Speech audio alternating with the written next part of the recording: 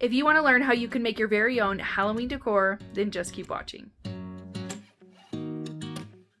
Hello everyone, welcome to my channel. If you guys are new, my name's Liz. For this video, I'm going to share with you a ton of Halloween inspiration. I think that these are by far some of my very favorite DIYs that I've ever done here on my channel.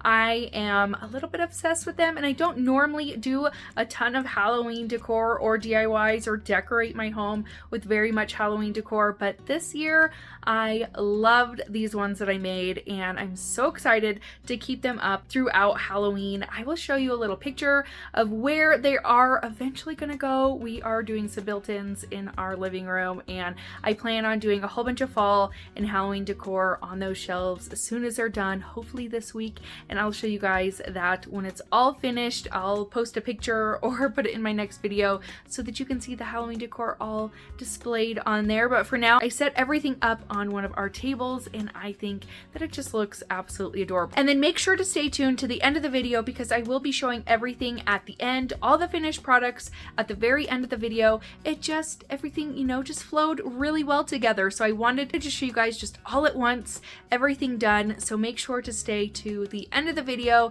to see all the finished DIYs. And without further ado, if you want to see these Halloween DIYs, then let's jump in. So this DIY has got to be one of my favorites that I have ever done. I just love it so much. So you are going to take some hardcover books.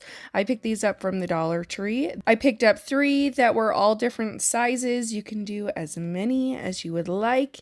And I first started out by doing this technique just on the binding of the book, but then I decided that I wanted it all over the book. So what you're going to do is you're going to take some Mod Podge and some paper towels. You are going to take those paper towels and get them damp. And I pulled the plies apart so they weren't that full 2-ply, they were just 1, so they were really thin. And you are going to take your paper towel, add your Mod Podge to the book, and lay that paper towel down on top of the book. So I just did a bunch of Mod Podge all over it. I did a thick layer, laid my paper towel down. Now you're going to manipulate your paper towel to have all sorts of bumps and ridges and all sorts of different, you know, defects to it so it looks very messy. And you can play with this as much as you want, get it to look the way that you want to, but you do want to add a layer of Mod Podge on top of the paper towel so everything is going to be nice and hard when you're done, and you're not going to have any spots that, you know, could lift up. So you want to make sure that you're doing a layer of Mod Podge on top of the paper towel as well. And I'm just taking my sponge brush and just kind of doing up and down dabbing motions. I'm moving the paper towel with that brush, kind of pushing it. There are lots of ridges in the paper towel, and I'm going to do this all over the front cover, the binding, and the back cover. This is really easy to do, and there's really no, like, you know, specific technique. However you want to do it and make it look is perfectly fine. I just kind of, you know, messed around with it until I had it the way that I liked it. And I did this to all 3 of my books.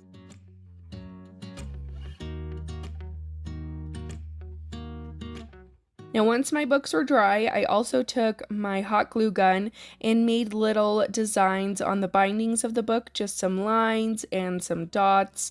You could skip this step if you wanted, you don't have to do it, but I just liked the added detail that it gave.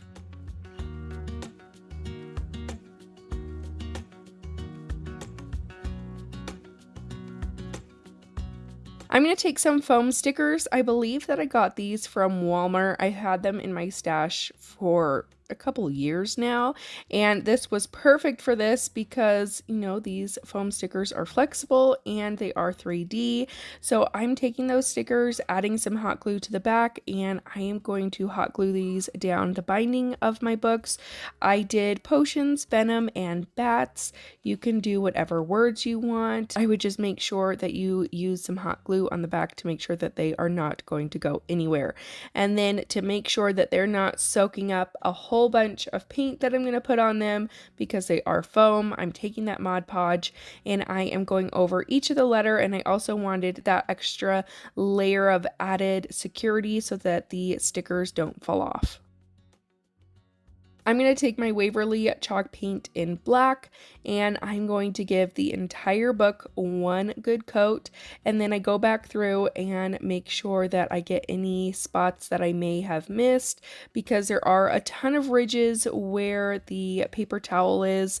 You kind of have to push down in there with your sponge or your brush to make sure that you're getting into all the nooks and crannies, but you're just going to give all of your books one good coat. I also went on the inside a little bit to cover up any of the color from the book that's showing on those inside covers. Now I'm going to take some rub and buff. This is the antique gold, and I am going to start antiquing my books. So first I start off by going over all the letters and the binding of the book. I really liked the look of not having the letters completely like stark gold. Some of that black is peeking through, and I just went over the entire binding. And then after the letters, I worked my way around it, hitting all those high points from the paper towel and from that hot glue that I put down so that you could really see those. And then I'll just do the same step for the front and back cover. I'm just going to take a little bit of that rub and buff on my finger, and I'm hitting all the high points that we made with that paper towel. So any of the spots that are sticking up really high, I'm making sure to go over that with my rub and buff and giving it that antiqued and worn look. And you're going to do this for as many books as you've made.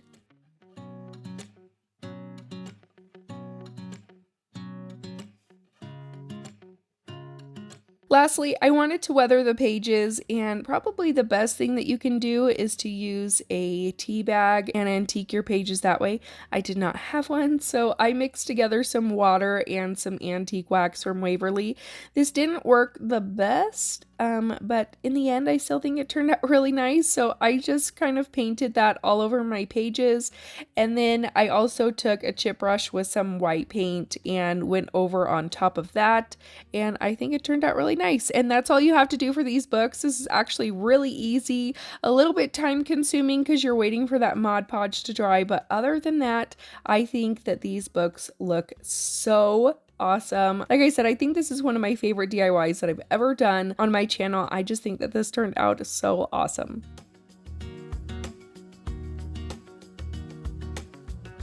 Popping in real quick to let you know that there is a giveaway in today's video. If you guys didn't know, I make and sell laser wood craft kits this year. We actually ended up not doing Halloween. Life just got too crazy and time ran out, but I did still cut out some Halloween craft kits. So if you want a chance to win what we cut out for Halloween, then leave a comment down below telling me which season is your favorite to craft for, season, holiday, whatever it is. What is your favorite time of year to DIY? Make sure to check that description box down below with all of the giveaway details, and I'll be choosing one lucky winner to receive our Halloween craft kits. Now back into our next DIY. For this DIY, I found all of these glass bottles at Hobby Lobby. They were on sale, I want to say 40 to 50%. I don't remember exactly what it is, but they were on sale, and that's the best time to buy them. And I just picked out some that I thought looked like potion bottles, and I'm going to take them outside and spray them with this Rust-Oleum 2x Ultra Matte Black Spray Paint. I also found these stickers at Michael's. You got 3 for $2.99, and I think that those were on sale as well. So after I have my bottles all dry, I'm going to take those stickers from Michael's, and I'm just going to try to center those on my bottles as best as I can. And for the smaller, rounder bottle, I did the little potion label that had that round frame around it, and I just cut that out so that it would fit better on my potion bottle. I put that down on there, and then I did take my antique gold rub and buff, and I am going to antique these. I started out small. I wasn't sure how much of this I wanted to put on there, and then I just kind of went all for it. And so I covered the entire thing, and I think it turned out really fun. So I just took that rub and buff on my finger, and I just started gradually adding it to my bottle and rubbing it on there, and then getting braver towards the end. And I did the exact same thing with my other bottles, and I just added that rub and buff all over there and around the entire thing. Now for the other 2 bottles, I'm just adding the rub and buff on the lid portion of the bottles and leaving the rest black. And then I cut out these labels that I actually found on Etsy. I will link them down below if you want to check them out. But I just found these when I searched for potion labels, and I printed it out on some sticker paper, and then I just cut them out with my scissors, and I'm just going to add it to the front of my bottles. And that is it for all of my potion bottles. I think these turned out so adorable and they're so much fun. I love the Apothecary look to all of the Halloween DIYs today, and I just think it's a lot of fun.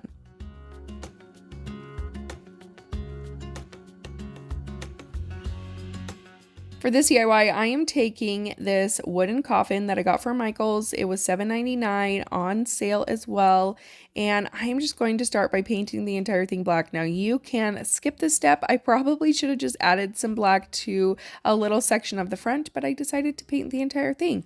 You don't have to do that because we are going to be painting it black later as well. So you don't have to paint the entire thing black. Just keep that in mind.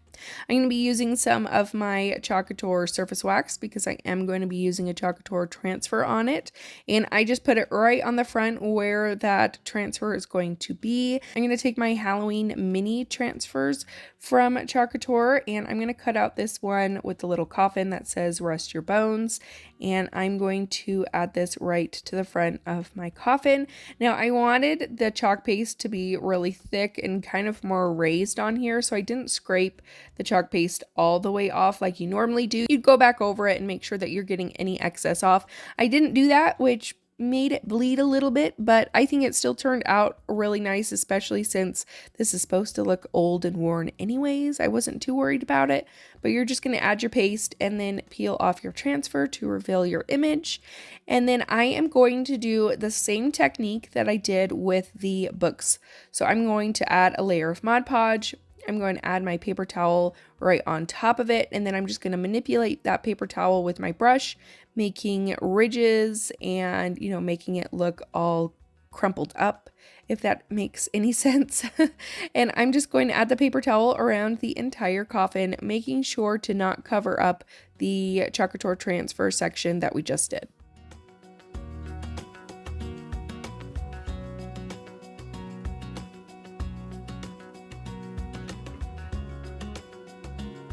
Once that's dry, I'm going to go over it with a layer of black chalk paint from Waverly, and I'm just going to paint the entire thing, just avoiding that rest your bones on the front. And like I mentioned before, it's helpful to do up and down dabbing motions to make sure that you're getting into all the nooks and crannies where the paper towel is. And then I'm going to take some more rub and buff. I just took it on a little brush this time, and I'm going over all the high points of my paper towel. Anything that's sticking up, I'm going to add that rub and buff to. And that's it for this DIY. I think this turned out so adorable, and I just love using this technique on these items. I do it one more time in this video because I was a little bit obsessed, and I think it just looked so awesome. Let me know if you've tried this technique before or if you are going to try it. I just think that it's so much fun. For this DIY, you are going to find some candlesticks. I found these ones from the Dollar Tree, and then I went to a thrift store and found 2 more. And I'm going to spray paint these with my same Rust-Oleum Ultramatte spray paint in black, and I just gave them all a good couple of coats. Now I'm going to take those bigger candlesticks and some pillar candles from the Dollar Tree, and I'm going to put those candles inside my candlestick holders, and I'm going to take my heat gun, and I'm going to start from the very top. I'm just melting the wax down. So I want this to look really messy. I want my candle to look like it's been lit about 1,000,000 times. Make sure that you don't light your wick on fire. Cut that off at the top if you can before you do this. And then just continue to melt down your wax. You're just going to get this as messy as you possibly want it. I had the wax drip down the candlestick all the way to the bottom. I just wanted these to look super, super messy. And that's all you got to do. I left the other 2 candlesticks just plain without any candles in them. I felt like these candlesticks that were bigger were just better for this type of DIY. but I use the other candlesticks as just decor in the background without the candles. And that's it for this super easy DIY, just melting some wax all over your candlestick and your candle, and that's it for this one. For this DIY, we are going to take a 5x5 little square wood piece that came from Michael's. I believe it was about $1. There's also pieces like this from the Dollar Tree. This one is just a little bit thicker so it can sit on its own. And I'm going to take my Waverly chalk paint in white, and I just gave the entire thing one good coat. Next, I'm going to add some surface wax to the front because I'm going to use a Chalk Couture transfer. I always use the surface wax on my porous surfaces. It helps with bleeding. And I'm going to use this Thanks for Dropping In transfer. I just think this one is super cute with the little web and the spider. But that's all I'm going to be using. I'm not going to use the words on this one. So I'm going to fuzz it so it's not too sticky. And then I'm going to take some washi tape around the Thanks for Dropping In and cover that up so I make sure that I don't get any paste on it when I'm doing the web. And then I'm going to take my chalk paste in black and I'm going to go over the spider and over the web.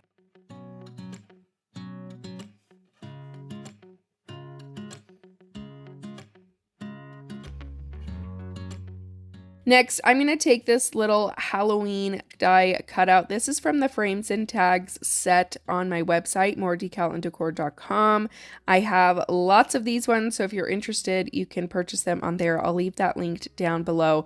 But it comes with a ton of die cutout Halloween items, and I just thought these were super cute. So I'm going to just add some glue on the back, add some glue onto my wood, and add my Halloween cutout down at the bottom. And then I'm going to take these decorative push pins that I got from Hobby Lobby, and I'm just going to add these onto both sides. And then I'm going to take that antique rub and buff. I'm going to go over the push pins, and then I also go over the sides and the corners just to give it a nice little touch. I wanted each of my items to all kind of match each other, so I just, added a little bit of gold so that it would match my other pieces. For this DIY, you can grab these styrofoam skulls at the Dollar Tree, or if you can find the plastic ones, you can do that. I decided not to paint these styrofoam ones. I actually made some skulls like this last year just by mixing some black paint and some baking soda, and I painted the entire thing. And I decided to use these ones because I didn't like the texture of the styrofoam. I didn't want that popping through, so I just stuck with the skulls that I made last year. So you're just going to take some skulls, you're going to paint them whatever color you want, and then I'm going to take some of the antique gold rub and buff. I'm going to go in their eyes, their nose, and their mouth just to give them that nice antiqued touch to them. And like I said, so they match all of my other pieces because I wanted everything to be very cohesive. If you want to see how I painted these skulls, I'll leave the video link in my description box below. It was a part of a Halloween DIY video last year, and I still had these, so I thought, you know what, I'm just going to add a little bit of gold to them, save myself some time on painting, and I like the look of these ones better than the styrofoam ones. But if you only can find the styrofoam ones, they will work just as well. I just had these ones already on hand.